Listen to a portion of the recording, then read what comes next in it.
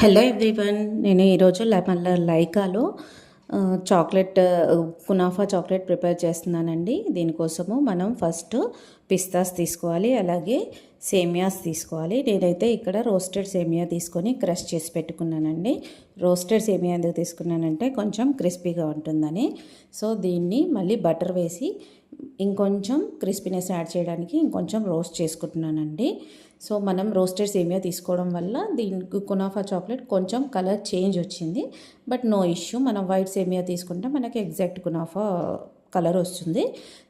దీంట్లో మనము పేస్ట్ చేసిన పిస్తా అండ్ మిల్క్ మేడ్ రోస్టెడ్ సేమియా మూడింటిని కలిపేసి నేను స్టఫింగ్ కోసము మూడింటిని మిక్స్ చేసేసి పక్కన పెట్టేసుకుంటున్నానండి. తర్వాత మనం ఒక చాక్లెట్ మౌల్డ్ తీసుకొని అందులో వైట్ మిల్క్ కాంపౌండ్ని మెల్ట్ చేసుకొని డెకరేషన్ కోసం ఇలా నేను సెట్ చేసుకున్న తర్వాత దీంట్లో డబుల్ బాయిలింగ్ మెథడ్లో మెల్ట్ చేసిన డార్క్ అండ్ మిల్క్ చాక్లెట్ కాంపౌండ్ని స్ప్రెడ్ చేసి పెట్టేసుకొని మనం ఆల్రెడీ ప్రిపేర్ చేసుకున్న స్టఫింగ్ని మధ్యలో కునాఫా స్టఫ్ని మధ్యలో సెట్ చేసేసుకోవాలి. చేసుకున్న తర్వాత దానిపైన మళ్ళీ మనం డబుల్ బాయిలింగ్ మెథడ్లో మెల్ట్ చేసిన చాక్లెట్ స్ప్రెడ్ని స్ప్రెడ్ చేసేసుకోవాలి.